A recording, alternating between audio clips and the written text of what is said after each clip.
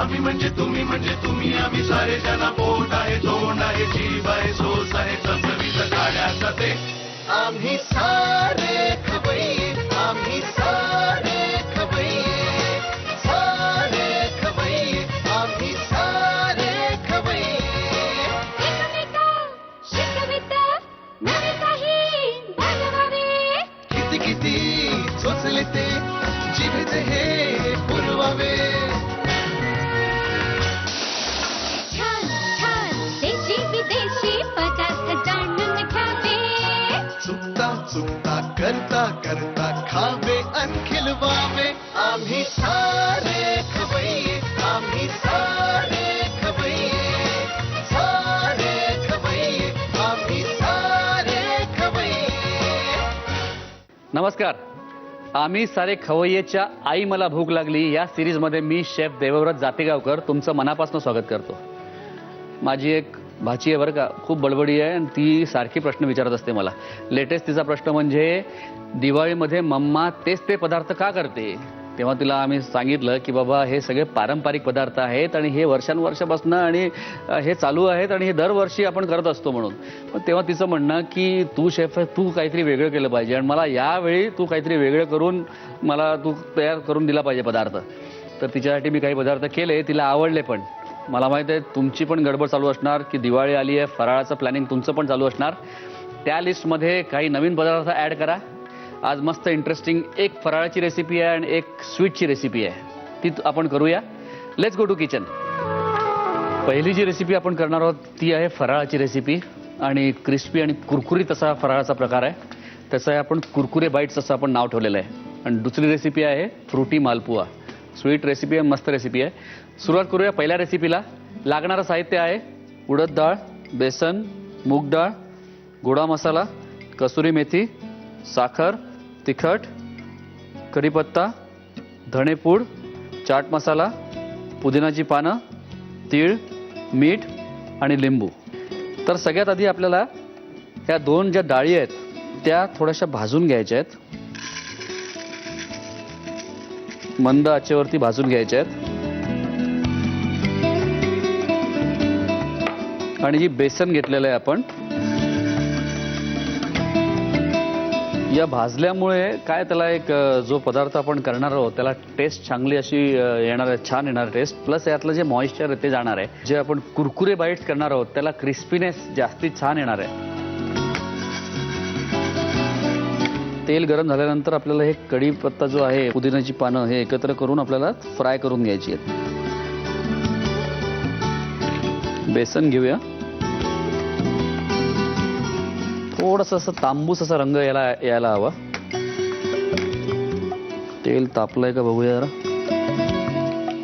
तेल तापलेलं आहे. हे सगळं आपल्याला फ्राय करून घ्यायचं आहे.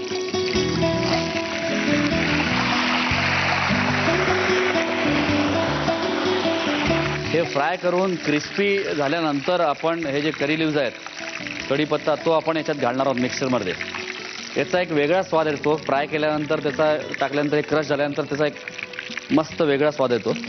आणि शिवाय पुदिन्याची पानं पण आहे त्याच्यामध्ये.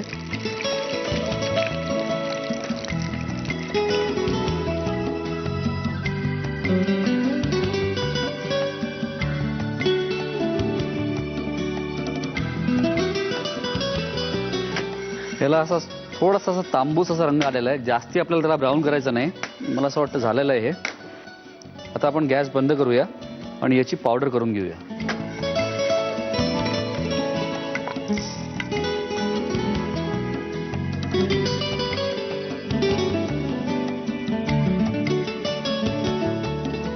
याला आता आपल्याला ग्राइंड करायचं आहे.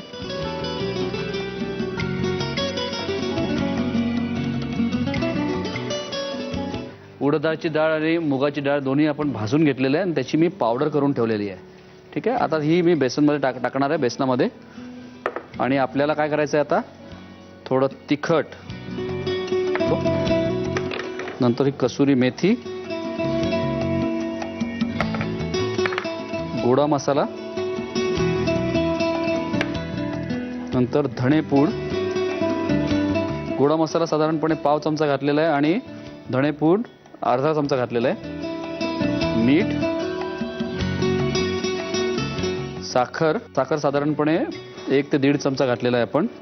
आणि तीळ, भाजून घेतलेले तीळ घालतोय मी 1.5 चमचा. नंतर करी लिव्स आणि पुदिन्याची पानं ही जरा कुचकरून मी याच्यात घालणार आहे. असं थोडंसं गरम तेल घालूया आपण, 2 ते 3 चमचे घालूया. आणि हे सगळं मिक्स झाल्यानंतर थोडा लिंबाचा रस, साधारणपणे 3 स्लाइस तरी लागतील. लिंबाचा रस घातला. तुम्हाला थोडी चिंच वापरायची असेल तरी चालेल. आणि आवश्यकतेनुसार आपण पाणी घालूया. याला सगळं एकत्र करून घ्यायचं आहे. डाळीमुळे ना याला एक छान असा क्रिस्पी जी टेस्ट असते ती त्याची येणार आहे. आता याला मस्तपैकी मळून घेऊया. छान कलर पण मस्त आलाय आणि एकदम अशी टेस्टी अशी ही फराळाची रेसिपी आहे. कारण की याच्यामध्ये सगळ्या गोष्टी आहेत, सगळ्या चवी आपण यात घातलेल्या आहेत. बघा, लिंबापासून साखर आहे, मीठ आहे, तिखट आहे, गोडा मसाला आहे, त्याच्या एक मस्त फ्लेवर आहे आणि करी लिव्स वगैरे सगळं कॉम्बिनेशन भन्नाट आहे. बरं, तुम्हाला हवा असला तर तुम्ही याच्यामध्ये थोडासा, म्हणजे तुम्हाला फ्लफी थोडंसं करायचं असेल हा पदार्थ, तर थोडा कुकिंग सोडा घालू शकता थोडासा. त्याच्यामुळे त्याला थोडा फ्लफीनेस येईल.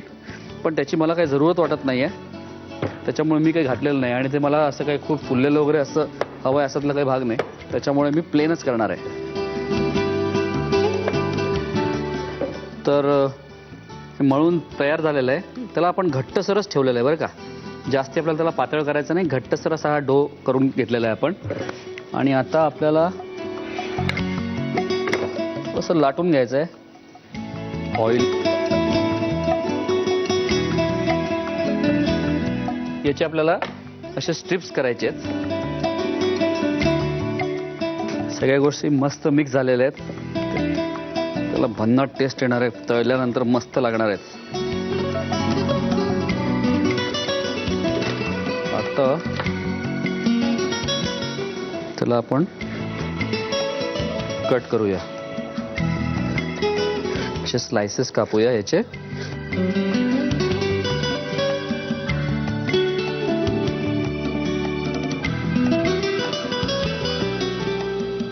काय नाही, फक्त कुरकुरीत तळून घ्यायचं त्याला. वाव, आम्ही लहान होतो तेव्हापासून मी बघायचं की पहिले जे दिवाळीचे पदार्थ होते हे इतके रेडीली मार्केटमध्ये अवेलेबल नव्हते. त्याच्यामुळे त्या पदार्थांना महत्त्व पण होतं की आपल्याला घरी फराळ करायचा आहे. मग त्याच्या प्रत्येकाच्या फराळाची टेस्ट पण वेगळी असायची. आता मात्र काय झालं की रेडीमेड एवढ्या सगळ्या गोष्टी मिळतात, त्याच्यामुळे सगळीकडे गेलं की ते सेमच वाटतं. थोडासा आपल्याला प्रयत्न करायचा असा करायचा आहे की काहीतरी युनिक आपण केलं पाहिजे. आणि ते मुलांसाठी पण ह्या आठवणी असतात, तर ते फार महत्त्वाची गोष्ट आहे असं मला वाटतं. म्हणजे बाहेरनं आणा, अर्थात बऱ्याचशा गोष्टी व्याप पण वाढलेले आहेत, पण जरी हे असलं तरी मला असं वाटतं की एखादा पदार्थ तरी आपण त्यानिमित्ताने केला पाहिजे जो वेगळा आहे आणि मुलांना आवडेल असा. आपले कुरकुरी बाईट्स कुरकुरीत होईपर्यंत आपल्याला तळायचे आहेत. रंग यायला लागलेला त्याला छान. मध्यम आचेवर आपण तळणार आहोत. लालसर झाल्यानंतर आपण काढून घेऊ. आणि शिवाय हे झाल्यानंतर तुम्ही याला थंड झाल्यानंतर स्टोअर करा एअरटाईट कंटेनरमध्ये, जसं आपण इतर गोष्टी ठेवतो तशा त्याला स्टोअर करून. हे याला काही होणार नाही, फराळासारखंच हे पण याची शेल्फ लाईफ चांगली आहे, त्याच्यामुळे इन ॲडव्हान्समध्ये आपण करून ठेवू शकतो. वाव, मस्त रंग आलेला आहे. बस याला आता काढून घेऊ आपण. थोडंसं जे एक्सेस तेल आहे ते जायला पाहिजे. त्याच्यावरती आपल्याला मस्त चाट मसाला टाकायचा थोडा. बरं, तुम्हाला याच्यामध्ये अजून काय वेगळं सिझनिंग करायचं असेल तर ते पण करू शकतात. आजकाल मार्केटमध्ये वेगवेगळे सिझनिंग अवेलेबल आहे. एक लेमन सिझनिंग आहे, ते मला खूप आवडतं. ते जर तुम्हाला मिळालं ते पण तुम्ही ट्राय करा. लेमन सिझनिंग येतं रेडीमेड, म्हणजे थोडंसं त्याला अजून वेगळा टच. तर कुरकुरे बाईट्स आपण काढून घेऊया.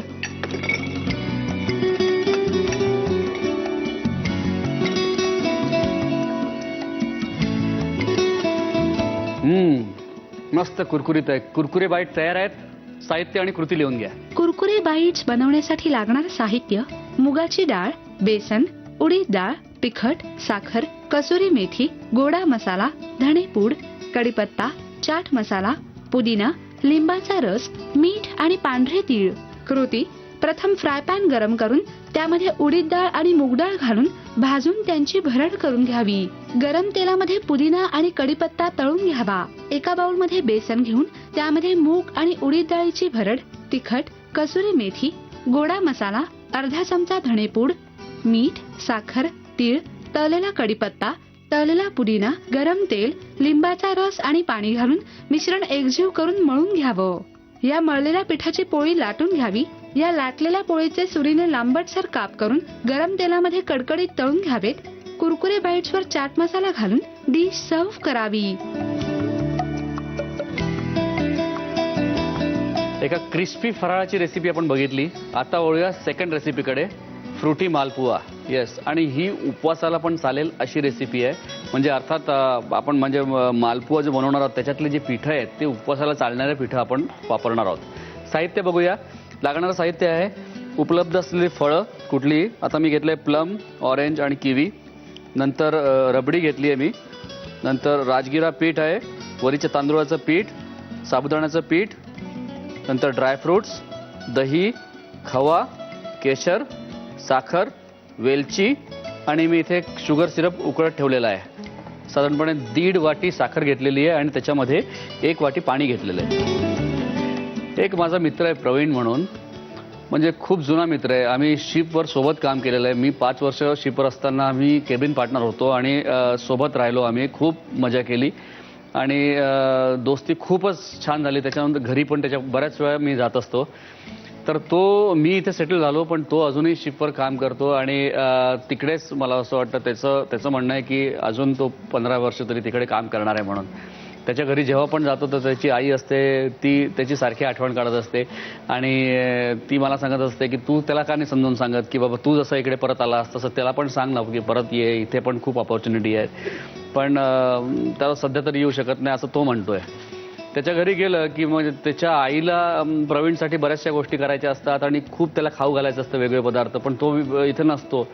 तर त्या मलाच खाऊ घालतात वेगळे पदार्थ करून. ते मला म्हणतात की म्हणजे तू माझ्या मुलासारखा आहे त्याच्यामुळे तुलाच मी खाऊ घालते म्हणून. तो इथे आलास तर खूप बरं होईल, त्याच्या फॅमिलीसाठी पण खूप बरं होईल आणि म्हणजे एकत्र कुटुंबाची जी मजा असते ती काही वेगळीच आहे. म्हणजे पैसे आणि बाकीच्या गोष्टी आहेतच, पण शिवाय ही गोष्ट कधी कधी वाटते की तो इथे असायला हवा.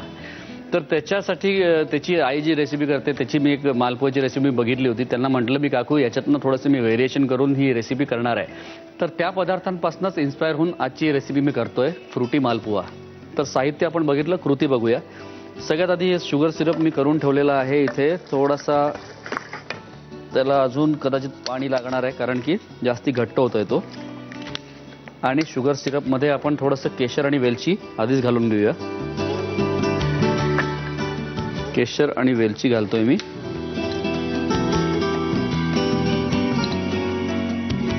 आता आपल्याला साबुदाण्याचं जे पीठ आहे ते घ्यायचं आहे.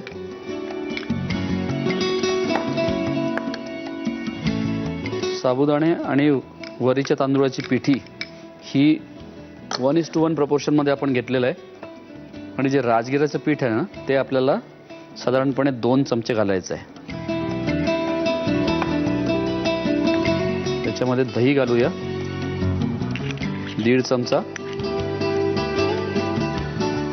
वेलची पूड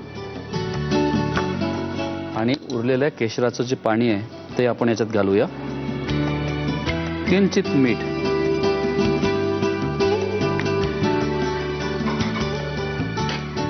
दूध तुम्हाला घालायचं असेल तर दूध घाला किंवा पाणी घाला. मी पाणी वापरणार आहे. पाणी घालून याला व्यवस्थित मिक्स करून घ्यायचं आहे. इथे शुगर सिरप रेडी आहे. इथे तेल पण तापायला ठेवलेलं आहे. खवा आपल्याला टाकायचा आहे या मिक्सचरमध्ये. खवा आपण टाकूया साधारणपणे 3 चमचे खवा टाकूया. खवा हे आपले मालपुआ थोडं रिच करण्यासाठी आपण टाकतोय. आणि दही टाकण्याचं कारण म्हणजे थोडासा त्याला आंबटपणा असावा किंचितचा, म्हणून आपण दही टाकलेलं आहे. आणि खवा टाकल्यानंतर आपल्याला मस्त मिक्स करायचं आहे. बरं, 3 पीठ टाकण्याचं कारण काय आहे म्हणजे आपण वऱ्याचं तांदूळ टाकलेलं आहे आणि साबुदाण्याचं पीठ पण टाकलेलं आहे, पण या दोन्ही जे आहेत त्यांना बाइंडिंग नाही आहे या पिठांना, म्हणून आपण राजगिराचं पीठ थोडंसं टाकलेलं आहे. त्याच्यामुळे थोडंसं बाइंडिंग येणार आहे याला. थोडं अजून मी पाणी टाकलेलं आहे थोडंसं आणि मिक्स करूया छान. ड्रॉपिंग कन्सिस्टन्सी असली पाहिजे.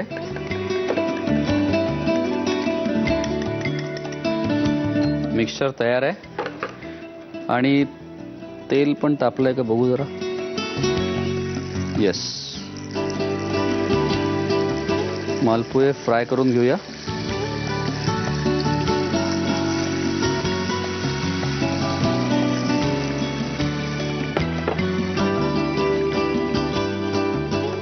त्याला क्रिस्पी असे लालसर होईपर्यंत तळायचे आहेत. आणखीन एक घालूया.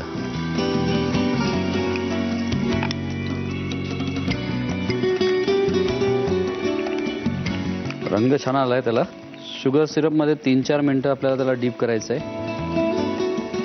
फ्रूट्स वापरलेत आपण, पण फ्रुटी मालपुआ म्हणजे या मिक्सचरमध्ये आपण फ्रूट टाकलेलं नाही. आपण वरती ते सजवणार आहोत फ्रूट्स. जी खाली रबडी असेल, वरती मालपुहे असतील आणि त्याच्यावरती आपण कट फ्रूट्स त्याचे गार्निश करणार आहोत. दिसायलाही छान लागेल आणि खाताना कलरफुल असं दिसेल ते. आणि प्रत्येक बाईटमध्ये फ्रूट, मालपुआ आणि रबडी या तिघांचं कॉम्बिनेशन होऊन ते जबरदस्त लागणार आहे.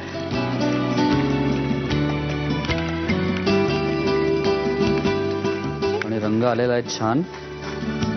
आता हे काढून शुगर सिरपमध्ये टाकायचे आहेत आपल्याला.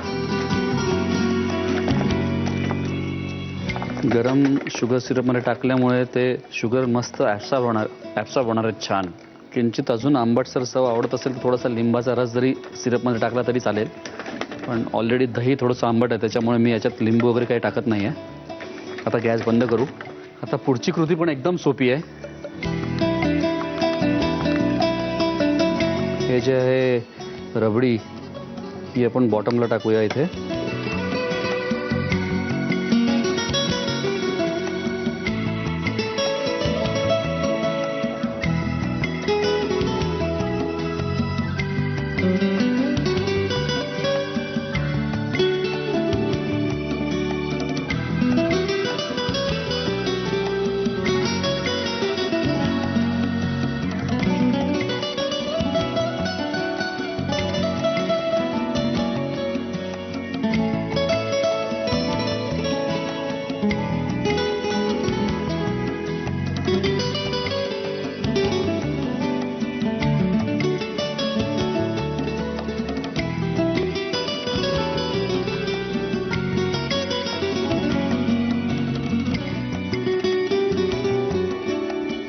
येस. तर मालपुहे याच्यावर ठेवलेले आहेत. आता फ्रूट्स कापून घेऊया.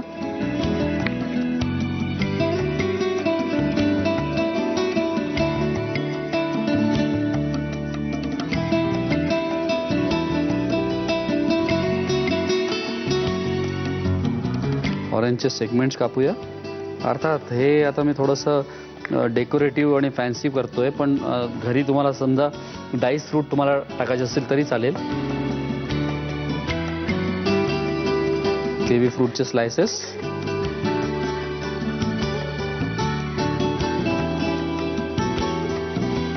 त्याच्यावरती आपण ऑरेंज ठेवूया एक.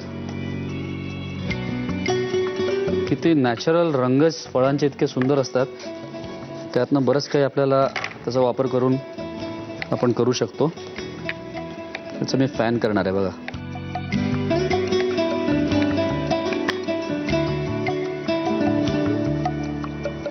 कलरफुल दिसतंय ना. मस्त कलरफुल असं आपलं डेझर्ट तयार आहे आणि अर्थात टेस्टी ते आहेच. तयार आहे फ्रुटी मालपुआ.